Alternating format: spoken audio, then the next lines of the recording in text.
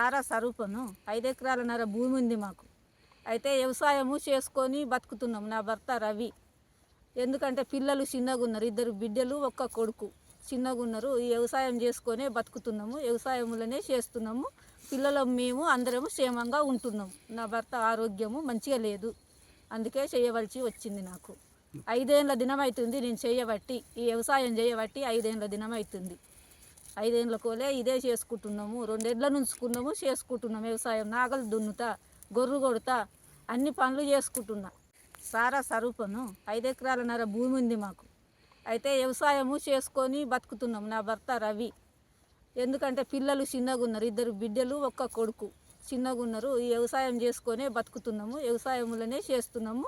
పిల్లలు మేము అందరము క్షేమంగా ఉంటున్నాము. నా భర్త ఆరోగ్యము మంచిగా లేదు, అందుకే చేయవలసి వచ్చింది. నాకు 5 ఏళ్ళ దినం అవుతుంది నేను చేయబట్టి, ఈ వ్యవసాయం చేయబట్టి 5 ఏళ్ళ దినం అవుతుంది.